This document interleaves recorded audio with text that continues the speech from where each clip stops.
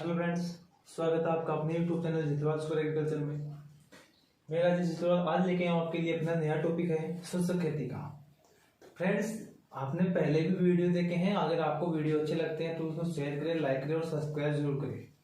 आज हम देखते हैं शुष्क खेती किसे कहते हैं। शुष्क खेती, शुष्क खेती के बारे में पढ़ते हैं। क्या होती है शुष्क खेती? इंपॉर्टेंट है, एक क्वेश्चन यहाँ से अपन को देखने को होता है। देखो, शुष्क खेती को लिए अपन परिभाषा दें तो सीधा सीधा कह सकते हैं कि सूखे के अंदर खेती करना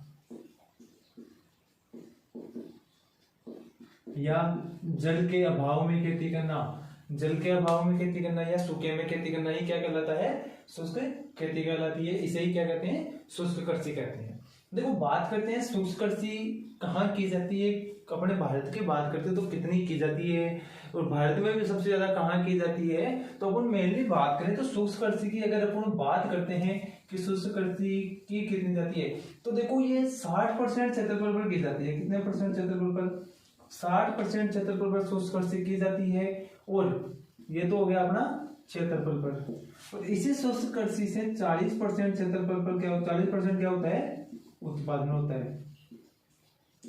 यानी टोटल ये मान के चलो कि अगर 100 क्विंटल उत्पादन होता है, कितना क्विंटल? 100 क्विंटल, तो उसमें से 40 क्विंटल तो कहां से होता है? अपना शुष्क खेती से होता है। किससे होता है? शुष्क खेती से। और बाकी का जो 60 क्विंटल है वो अपने सिंचाई के द्वारा।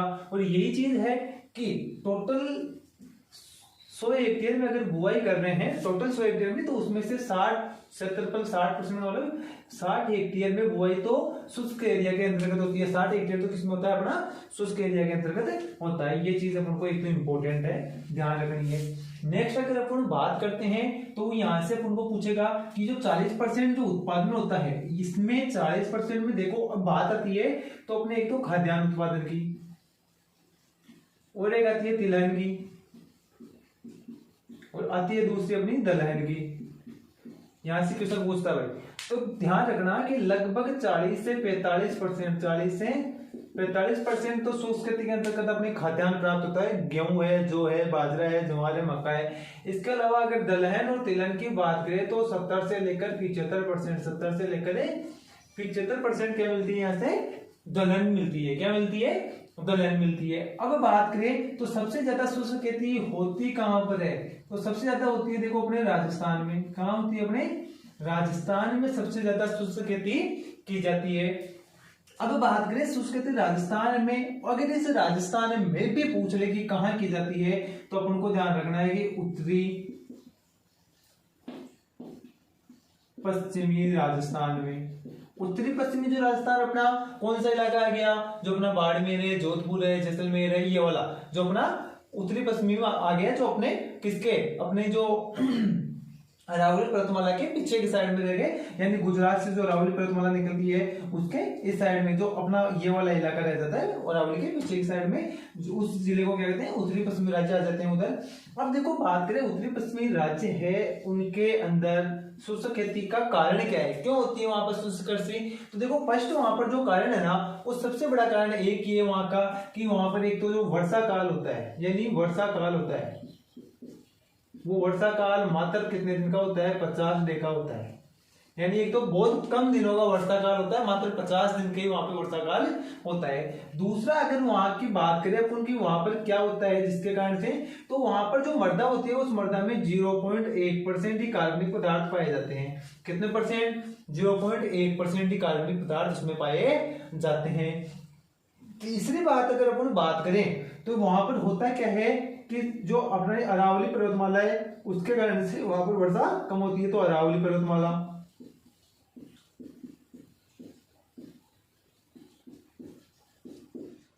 इन कारणों से क्या होता है, जो उत्तरी पश्चिमी राजस्थान है उसमें क्या होती है? शुष्क खेती की जाती है। अब ये तो हो गई नॉर्मली बातें कि कहां पर कितनी होती है, क्या होता है, क्या नहीं होता। अब देखो, कुछ अलग से अपने जो इंस्टीट्यूट है या शुष्क कृषि के बारे में कुछ इंपॉर्टेंट बातें जो बताई गई है कि जो शुष्क कृषि थी, इस शुष्क कृषि को सर्वप्रथम व्यापक रूप से या व्यावसायिक रूप से जो कृषि खेती के बारे में देखा गया, सर्वप्रथम इसे क्या किया गया था? खेती की बेहतरीन, यानी शुष्क खेती की बेहतरीन तकनीक की बात करें कि बेहतरीन तकनीक कहां से मिली?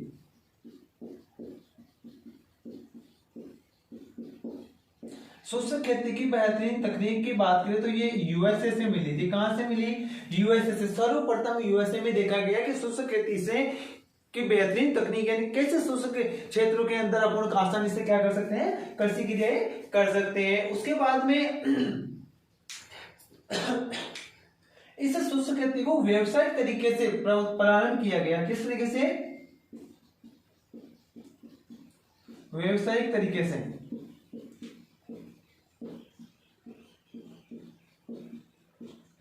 बात करें इस शुष्क खेती को व्यावसायिक तरीके से प्रारंभ कब किया गया था, तो ये सन पूछेगा अपन से कि कब प्रारंभ किया था व्यावसायिक तरीके से। तो 1850 के अंदर इसको क्या कर दिया गया, व्यावसायिक तरीके से इसको क्या कर दिया गया था, प्रारंभ कर दिया गया था। उसके बाद में क्या हुआ, सन 1953 में, सन 1953 में, कब 1953 में केंद्रीय मिट्टी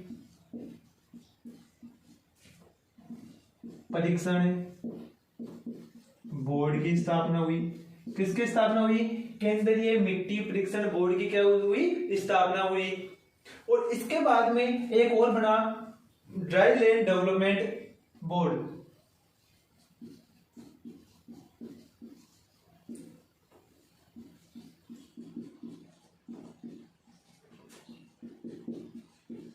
ड्राई लैंड यानी शुष्क, ड्राई लैंड का मतलब हो गया शुष्क के लिए बना था। ये कब बना? ये सन 1984 में बना। और कहां पर स्थापित किया आपने? कर्नाटक में। तो यहां पर देखो आपको ये चीजें भी पूछी जा सकती है कि बेहतरीन तकनीक, बेहतरीन यानी शुष्क खेती की बेहतरीन तकनीक सर्वप्रथम कहां देखी गई? यूएसए में। शुष्क खेती को व्यावसायिक तरीके से कब प्रारंभ किया गया था? 1850 में किया गया था। केंद्रीय मिट्टी परीक्षण बोर्ड की स्थापना कब की गई? तो 1953 में की गई थी। ड्राई लैंड डेवलपमेंट बोर्ड की स्थापना कब हुई? 1984 में। और कहां पर की गई थी? कर्नाटक के अंदर इसकी स्थापना की गई थी। इसके अलावा देखो अपन को 2-3 इंस्टीट्यूट और अपने जो पूछ लेता है। एक तो अपना पूछता है वो काजरी, CRIDA। एक तो ये वाला पूछता है CRIDA, central research institute for dryland area, central research institute for dryland area. देखो central research institute for dryland area, तो कहां पर है ये? अपने ध्यान रखना है अपन को, हैदराबाद। ये क्वेश्चन पूछ लेता है अपना। इसके बाद में आता है देखो इकार्डा, एक पूछता है इकार्डा का, international centre for research in dryland area, international centre for agriculture research in dryland area. एक का क्या आ जाएगा? एरिया। ये कहां पर अपने? तो ये एलिपो में है, एलिपो सीरिया। कहां स्थित है? एलिपो सीरिया में है। और कब किया गया था? 1977 में इसकी स्थापना की गई थी। और एक पूछता है ICRISAT, वही international crop research institute for सब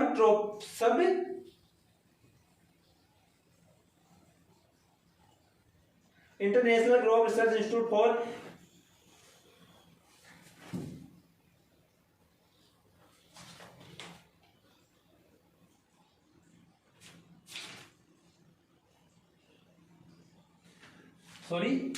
international crop research institute of semi arid tropics. ये भी कहां पर स्थित है? अपने हैदराबाद में। कहां पर स्थित? अपने हैदराबाद के अंदर। इसकी जो स्थापना की थी वो 1972 में की गई थी, 1972 में की गई। ये अपन को पूछा जा सकता है। ये 3 इंस्टीट्यूट है, इनके बारे में पूछा जा सकता है। बेहतरीन तकनीक पूछ रहे, व्यावसायिक तरीके से प्रारंभ क्यों किया? 1953 में बोर्ड की स्थापना। ड्राईलैंड डेवलपमेंट में पूछ सकता है। सबसे ज्यादा राजस्थान में होती है। राजस्थान में भी कहां? उत्तरी पश्चिमी राजस्थान में। वर्षा काल 50 दिन का ही होता है। 0.1% कार्बनिक पदार्थ पाए जाते हैं। अरावली पर्वतमाला के कारण से नहीं होता है। वहां पर बलुई मृदा पाई जाती है, उसके कारण से भी नहीं होता है। 40% उत्पादन होता है, 60% छत्तीसगढ़ में ये की जाती है। खाद्यान्न उत्पादन 40 से 45%, तिलहन और दलहन 70 से 75% उत्पादन किया जाता है। इसके बाद में देखो अपन बात करते हैं शुष्क खेती को वर्षा के आधार पर कितने भागों में विभाजित किया गया है। तो वर्षा के आधार पर शुष्क खेती को 3 भागों में विभाजित किया गया भाई। बात करते हैं 3 भागों की, कौन कौन से हैं तीनों भाग। देखो एक बात करते हैं अपन लास्ट में, जो अपना आता है वो आता है रेनफेल, यानी वर्षा पोषित। इसके अगर दूसरे नंबर की बात करें तो होता है ड्राई लैंड,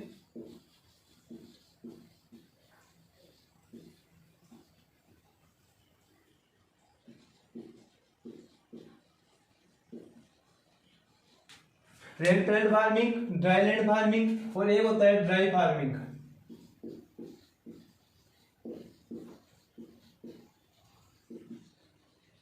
इसको तो बोलते हैं शुष्क फार्मिंग, का मतलब है खेती। इसको हो जाएगा ड्राई का मतलब हो जाएगा शुष्क, लैंड का मतलब हो जाएगा भूमि, और फार्मिंग का मतलब है खेती। ये हो गया। और रेन का मतलब वर्षा पोषित खेती। अब देखो बात करते हैं इन तीनों को 3 भागों में विभाजित किया गया, किसके आधार पर, वर्षा के आधार पर। तीनों में क्या होता है क्या नहीं होता है इंपॉर्टेंट है, यहां से क्वेश्चन पूछा जाता है भाई। देखो फर्स्ट अपन जो बात करते हैं इसमें, वो बात कर लेते हैं अपन किसकी, वर्षा की। किसकी बात कर लेते हैं, वर्षा की, कि कौन से में कितनी वर्षा होती है। फर्स्ट अपन बात करते हैं यहाँ पर वर्षा। देखो ड्राई फार्मिंग शुष्क खेती जहां की जाती है वहां पर जो वर्षा होती है वो कितनी होती है, वो 750 mm से कम होती है, यानी 75 सेंटीमीटर से कम होती है। ड्राई लैंड का मतलब हो जाएगा वहां पर जो वर्षा होगी वो 750 से लेकर 1150 mm के मध्य में होती है। और यहाँ पर वर्षा पोषित की बात करें तो यहाँ पर 1150 mm से ज्यादा वर्षा होती है।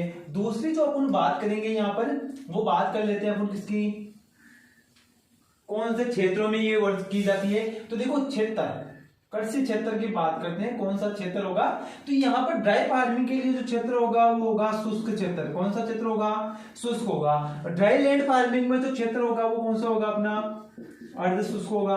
देखो यहां से पूछ सकता है कि ड्राई लैंड फार्मिंग शुष्क भूमि खेती कौन से क्षेत्रों में की जाती है, अर्ध शुष्क क्षेत्रों में। कौन से में, अर्ध शुष्क क्षेत्रों में। वर्षा पोषित करेंगे वहां पर क्षेत्र कैसा होगा, आर्द्र होगा। कैसा होगा, आर्द्र होगा। नेक्स्ट अपन जो बात करते हैं वो बात कर लेते हैं फसल की अवधि। फसल अवधि, फसल की अवधि कितनी होती है, तो देखो यहां पर जो फसल होती है उसकी अवधि होती है वो होती है 90 दिन से कम होती है। यहां पर जो फसल होती है उसकी 90 दिन से लेकर 120 दिन तक फसल की अवधि होती है। और यहां पर जो फसल की अवधि होती है वो कितनी होती है, 120 दिन से अधिक होती है। कितनी होती है, 120 दिन से अधिक। पूछ ले, वर्षा पोषित क्षेत्रों में फसल अवधि होती है 120 दिन से ज्यादा होती है। ये चीज हो गई अपनी। इसके बाद में नेक्स्ट अपन बात कर लेते हैं कि वहां पर कौन सी समस्या पाई जाती है। यहां पर समस्या क्या होगी, देखो समस्या होगी वो होगी सूखे की। सूखा और वो भी बहुत ज्यादा होगा, सूखा होगा और वो भी बहुत ही ज्यादा होगा। यहां पर जो समस्या होगी वो किसकी होगी, सूखे की होगी, परंतु वो क्या होती है, कम होती है, ज्यादा नहीं होती है, थोड़ी कम होती है। और यहां पर जो समस्या होती है वो होती है जल निकास। किसकी समस्या होती है, जल निकास की समस्या वहां पर पाई जाती है। अब बात करते हैं मृदा क्षरण की।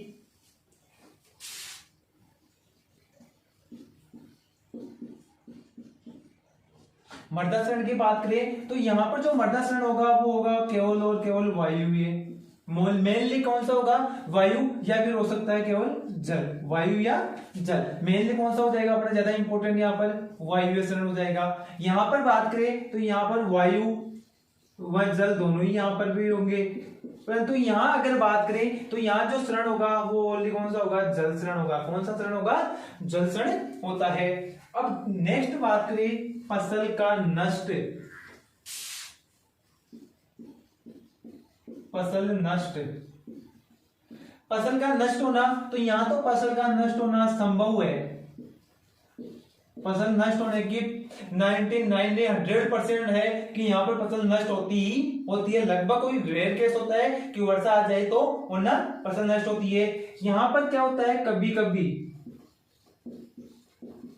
यानी हो भी सकती है और नहीं भी हो सकती, और यहाँ पर फसल नष्ट होना कभी भी नहीं होती। केवल यहाँ पर क्या होती है, जल निकास के कारण से फसलें, जल अधिक होने के कारण से फसलें क्या होती है, वहां पर नुकसान में चली जाती है।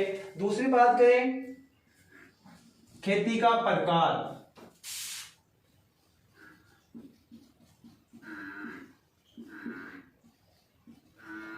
खेती का प्रकार, तो देखो यहां पर शुष्क क्षेत्र में जो खेती करेंगे या तो करेंगे एकल या फिर मिश्रित है। यहां पर करेंगे वो करेंगे या तो फिर एक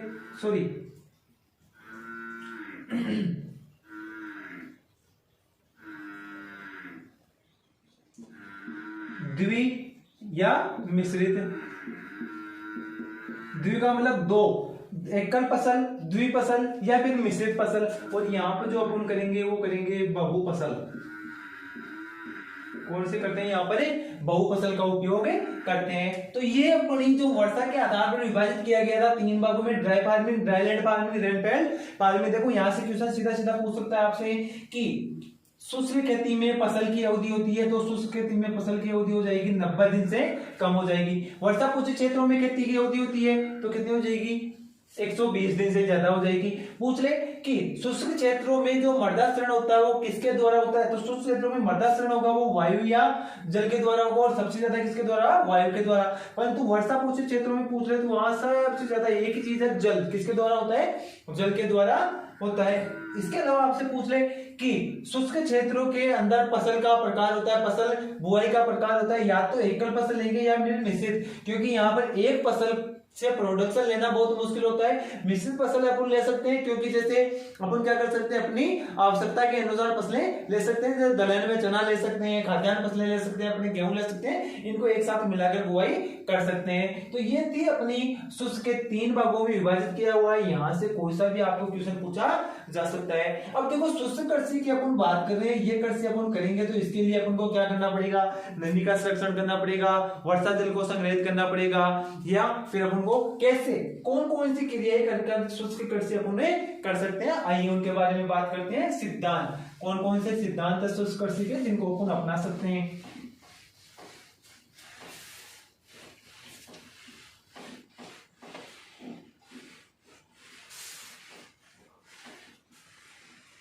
हाँ, सिद्धांतों की बात करते हैं अपन। तब फर्स्ट देखो सिद्धांतों में फर्स्ट अपन शुष्क खेती के सिद्धांत फर्स्ट बात करते हैं, वो होगा नमी संरक्षण। कौन सा हो जाएगा, नमी का संरक्षण। अपन क्या करेंगे, जो खेत है अपना, मान लो कोई भी फील्ड है अपना, इस फील्ड में बुआई करेंगे, शुष्क क्षेत्र है तो यहाँ पर वर्षा 750 mm से कम होगी तो होगा क्या, इस क्षेत्र में अपन को नमी बनाए हुए रखना है। तो यहाँ पर देखो क्या क्या कर सकते हैं। मैं कहूं कि इस खेत पे जो अपना ये खेत है, इसमें एक तो कार्बनिक पदार्थ की मात्रा डाल दी जाएगी। कौन से पदार्थ की, कार्बनिक पदार्थ की। तो फर्स्ट उपाय तो क्या कर सकते हैं, कार्बनिक पदार्थ की मात्रा डालेंगे, जिससे क्या होगा, मृदा की संरचना बनी रहेगी। दूसरे में बात कहूं कि खरीफ ऋतु में या वर्षा काल या खरीफ ऋतु के अंदर यहाँ पर क्या कर देना चाहिए, गहरी जुताई। अगर यहाँ पर अपन गहरी जुताई करेंगे तो जुताई करने से क्या होगा, जितना भी वर्षा का जो जल आएगा वो कहाँ चला जाएगा, मृदा की निचली सतह में चला जाएगा। इसके अलावा अपन क्या कर सकते हैं भाई, अपन जो अपना वर्षा जल है उस वर्षा जल को क्या कर सकते हैं, संग्रहित, यहाँ पर संग्रहित कर क्या कर सकते हैं, यहाँ पर शुष्क खेती कर सकते हैं। इसके अलावा अपन क्या कर सकते हैं, मल्चिंग या डस्ट मल्चिंग का प्रयोग या पलवार का प्रयोग। जैसे कोई भी क्रॉप है उसके ऊपर क्या कर दें, ऊपर से मिट्टी डाल दे जिससे उसमें नमी बनी रहे, या क्या कर दें, उसके ऊपर घास फूस लगा दे जिससे भी क्या उसमें नमी बनी रहे, या फिर अपन क्या कर दें, पॉलिथीन शीट लगा दे तो उससे नमी बन रहे। तो अपन बात करते हैं नमी संरक्षण का। तो फर्स्ट में कहूं, कार्बनिक पदार्थ लगभग 8 से लेकर 10 टन कार्बनिक पदार्थ का प्रयोग कर 8 से 10 टन कार्बनिक पदार्थ का प्रयोग कर। सेकंड अपन बात करें कि खरीफ ऋतु में गहरी जुताई, क्या करनी चाहिए, खरीफ ऋतु हो उसमें गहरी जुताई करनी चाहिए, क्योंकि अगर गहरी जुताई करेंगे तो वर्षा जल होगा वो सीधा मृदा के अंदर एब्जॉर्ब हो जाएगा, मृदा में चला जाएगा, तो वहां पर नमी अत्यधिक मिल जाएगी। इसके अलावा अपन ने अभी जस्ट पढ़ा था कि यहाँ पर और क्या कर सकते हैं अपन, वर्षा जल को संग्रहित,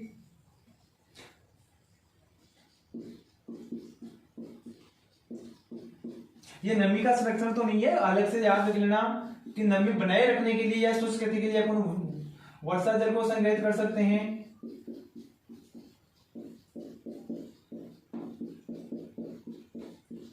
यहां पर अगर बात करें तो या तो क्या करना चाहिए अपन को, मल्च या फिर पलवार का प्रयोग, मल्च या पलवार। मल्च या पलवार में देखो तीन चीजें काम में लेती है, एक तो लेते हैं डस्ट, जिसे मिट्टी, अगर मिट्टी डालते हैं तो उसे डस्ट मल्चिंग कहते हैं। अगर अपन क्या काम में लेते हैं वहां पर घास फूस काम में लेते हैं, घास फूस काम में लेते हैं तो उसे क्या कहते हैं, घास फूस बोलते हैं, वो भी मल्चिंग का प्रयोग होगा।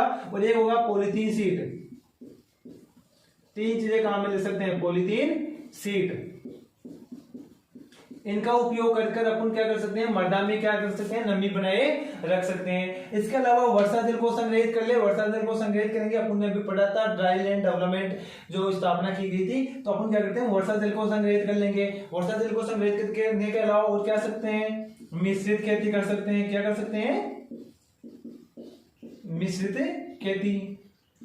शुष्क खेती में और कौन से सिद्धांत अपना सकते हैं, मिश्रित खेती भी अपन वहां पर कर सकते हैं। ये तो अपन नमी संरक्षण के सिद्धांत हो जाएंगे। अब देखो और नमी के लिए अपन क्या कर सकते हैं भाई, तो नेक्स्ट अगर अपन बात करें तो प्रकाश परावर्ती पदार्थों का प्रयोग करेंगे। किनका प्रयोग करेंगे, प्रकाश परावर्ती पदार्थों का प्रयोग। सेकंड बात कर रहा हूं मैं, प्रकाश परावर्ती पदार्थों का प्रयोग। यानी कि मान लो कोई भी अपने पास में ये वाला अपना प्लांट है, इस प्लांट के ऊपर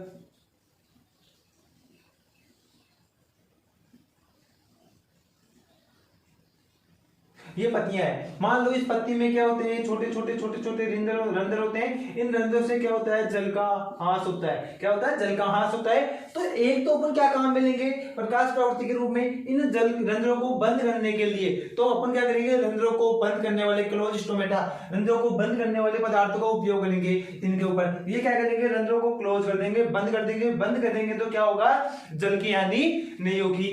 दूसरा अपन क्या काम में लेंगे, एक रसायन काम में लेंगे जो इस पत्ते के ऊपर क्या बनाएगा, परत बना देगा। क्या कर देगा, परत बनाएगा, जिसके कारण से क्या होगा, सीधा प्रकाश का इसके ऊपर इफेक्ट नहीं होगा, तो वाष्पोत्सर्जन में पत्तियों के द्वारा जल की हानि नहीं होगी। एक होगा परावर्ती, जो क्या होगा, इसके ऊपर परावर्ती, वो क्या होगा, प्रकाश को सीधा परावर्तन कर देता है। क्या कर देगा, उसको परावर्तन कर देगा। और एक लेंगे वृद्धि कारक, जो क्या करेगा, जो प्लांट होता है उस प्लांट की वानस्पतिक वृद्धि होती है उसको तो रोकता है और अपनी कौन सी, रूट्स की, जड़ों की वृद्धि को बढ़ाता है। तो इनका उपयोग करके अपन क्या करेंगे, संरक्षण करेंगे, नमी के लिए शुष्क खेती कर सकते हैं। तो फर्स्ट अपन बात करते हैं रंध्रों को बंद करने वाले। प्रकाश परावर्तन में फर्स्ट हो जाएगा रंध्र बंद करने वाले। कौन कौन से होते हैं, देखो रंध्र बंद करने वाले, एक तो जगह PMA, फिनाइल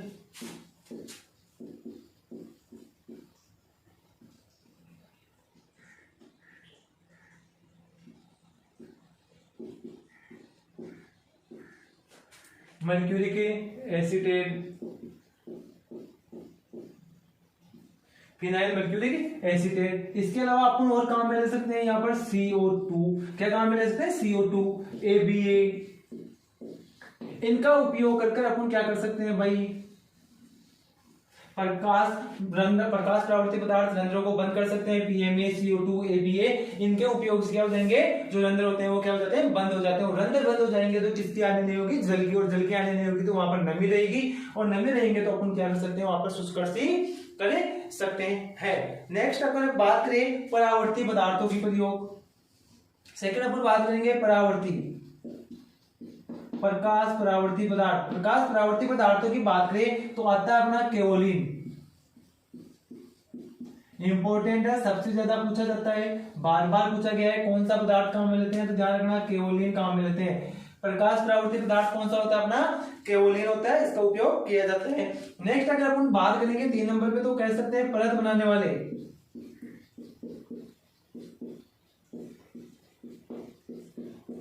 परत बनाने वाले कौन कौन से, मोबेलिन, मोम या तेलीय पदार्थ, ये सारे के सारे क्या करते हैं, परत बनाने का काम करते हैं। किसका काम करते हैं, परत बनाने का काम करते हैं। और एक बात करते हैं फोर्थ अपन, वर्दी वाला, वर्दी रोधक। वर्दी रोधक कौन सा होता है, ये होता है ट्रिपल सी, जिसको बोलते हैं साइकोसेल। ये क्या करता है, प्लांट होता है उसकी जड़ों की वृद्धि को तो बढ़ाता है, जबकि वानस्पतिक वृद्धि को रोक देता है। इसके अलावा आपको देखो यहां पर ध्यान में एक सिलिकॉन भी पूछ सकता है, पूछा हुआ है पहले। तो ये सारे के सारे पदार्थ, इनका उपयोग करके अपन क्या कर सकते हैं, प्रकाश का परावर्तन कर सकते हैं। प्रकाश का परावर्तन करते, प्रकाश का इफेक्ट प्लांट पे नहीं होगा। प्रकाश का इफेक्ट अगर प्लांट पे नहीं होगा तो प्लांट के द्वारा जल की हानि भी नहीं होगी। इसके अलावा अगर अपन बात करें तो अपन क्या फसल प्रणाली अपना सकते हैं। फसल प्रणाली में देखो क्या कर सकते हैं अपन, नेक्स्ट इंपॉर्टेंट है भाई अपना, ये वाला टॉपिक इंपॉर्टेंट है, फसल प्रणाली।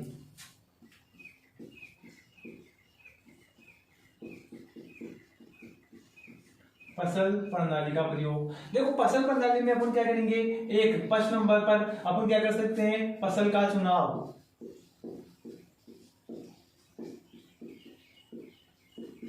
किसका उपयोग करेंगे, फसल का चुनाव। सेकंड अगर अपन बात करते हैं तो अपन कहेंगे किस्म का चुनाव।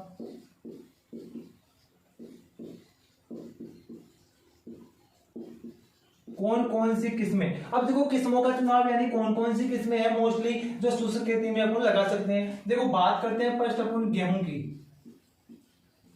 तो गेहूं की देखो राज 3077, 3765, 3777, लोकवन, ये सारी की सारी, ये जितनी भी है वो सारी की सारी गेहूं की कैसी किस्में हैं, अपने शुष्क क्षेत्रों में उगाने वाली। सेकंड बात करें जौ की, तो जौ की हो जाएगी RD 31, RD 2052, very most important variety for जौ। अपने जौ की बहुत ही ज्यादा इंपॉर्टेंट वैरायटी है कौन सी, अपनी ये वाली, जो कि बार बार पूछी हुई है कि जो कि शुष्क क्षेत्रों के लिए उन्नत किस्म कौन सी है, तो जो की हो जाएगी अपनी RD 2052 और RD 31 हो जाएगी। इसके बाद में चने की, चना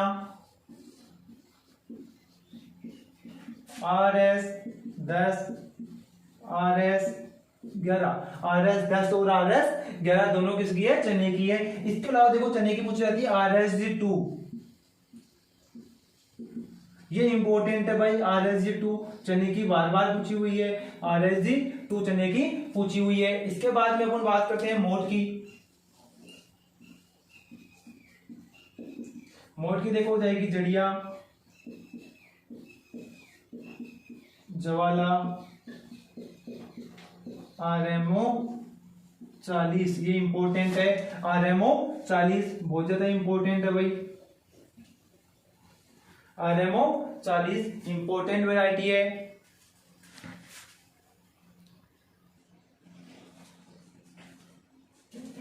इसके बाद में बात करते हैं मूंग की, पूसा बैसाखी,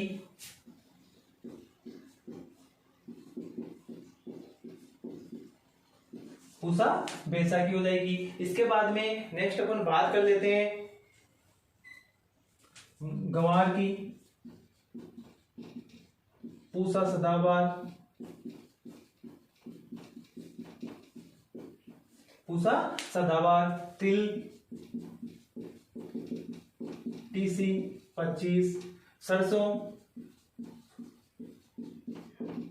सरसों की हो जाएगी वरुणा। इसके अलावा लक्ष्मी, बायो 902, जिसको पूसा जय किसान के नाम से भी बोला जाता है। ये सारी की सारी किस्में हो जाएगी अपनी।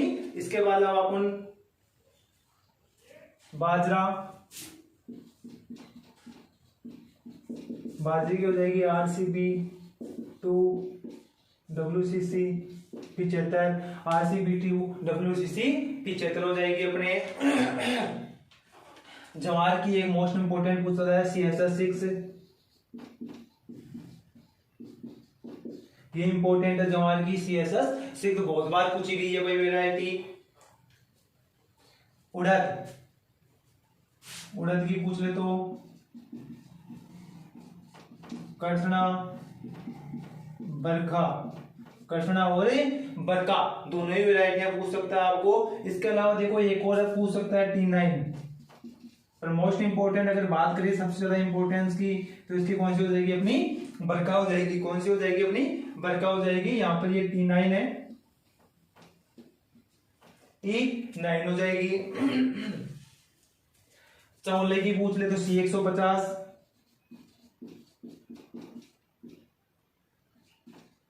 चौले की इंपोर्टेंट वैरायटी है C150, आपको ड्राई फार्मिंग के लिए पूछी जा सकती है। यहाँ पर RGC 1031 भी पूछ सकता है भाई, RGC 1031 इंपोर्टेंट वैरायटी है गंवार की। और अपने कौन सी पसंद रहेगी भाई,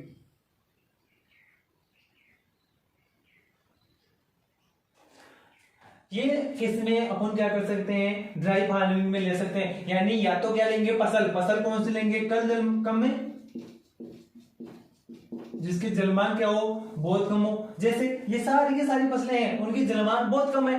किसकी जलमान ज्यादा होती है, किसी की नहीं होती, सभी की जलमान बहुत कम होती है, लगभग 750 से कम होती है, सभी की 750 से कम होती है। तो इन फसलों का क्या करना चाहिए, चुनाव करना। जैसे अपने गेहूं है, जो है चना है, मोट है, उड़द है, सरसों है, तिल है, ग्वार है, मूंग है, इनका उपयोग अपन को यहाँ पर करना चाहिए। इसके बाद में अपन नेक्स्ट अगर बात करें तो और क्या अपनाना चाहिए भाई इस फसल पद्धति के अंदर बात करें नेक्स्ट अपन, तो अपन को क्या करना चाहिए, जो बीज दर होती है, यानी जो बीज दर होती है उस बीज दर को 15% कम लेना चाहिए। यानी अपन कह सकते हैं बीज दर सामान्य से 15% कम,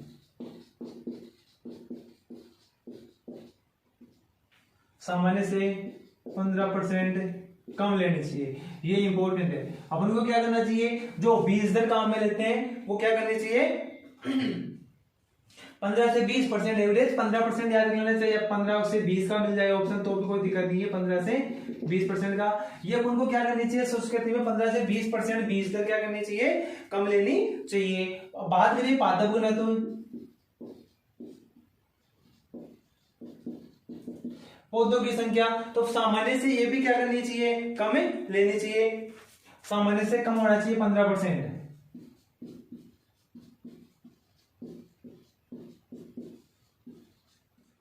सामान्य से 15% कम रखना चाहिए। और सामान्य से कम कैसे कम होगा, क्या पादप घनत्व, यानी सॉरी यहाँ पर 15%, 15 से 20% अधिक रखते हैं। शुष्क खेती में ध्यान रखना क्या रखते हैं, अधिक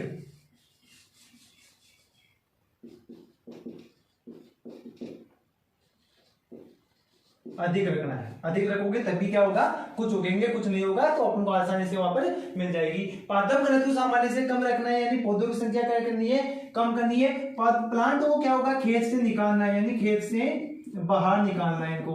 और खेत से बाहर निकालने की जो क्रिया होती है वो थिनिंग कहलाती है। क्या कहलाती है, थिनिंग। ये इंपॉर्टेंट है भाई, थिनिंग किसे कहते हैं, फसली पौधों को खेत से उखाड़कर बाहर निकालने की क्रिया क्या कहलाती है, थिनिंग कहलाती है। और एक होती है रोगिंग, या रोगिंग की बात आ जाए तो खरपतवारों को खेत से बाहर निकालना क्या कहलाता है, रोगिंग कहलाता है। और अपने थिनिंग किसे कहते हैं, फसली पौधों को खेत से बाहर निकालने की क्रिया क्या कहलाती है, थिनिंग कहलाती है। अगर बात करें खाद्य उर्वरक की, तो ये क्या करना चाहिए, सामान्य से कम देना चाहिए, सामान्य से आधी मात्रा ही देनी चाहिए, सामान्य की आधी मात्रा का प्रयोग करना चाहिए। तो ये थी फ्रेंड्स अपनी ड्राई फार्मिंग, जिसकी मोस्ट इंपोर्टेंट आपसे वैरायटियां पूछ सकता है, कौन सी जगह कितनी कृषि वर्षा होती है, कौन सी में कितनी दिनों की फसल होती है, सबसे ज्यादा कहां पर होती है, राजस्थान में भी कहां होती है, कितनी % क्षेत्र पे होती है, कितना उत्पादन होता है, ये सारा आपसे पूछ सकता है। फ्रेंड्स वीडियो को लाइक करें, शेयर करें और अपने दोस्तों को जरूर शेयर करें, क्योंकि आपका साथ मिलेगा तो ही हम आगे बढ़ेंगे। Thank you friends.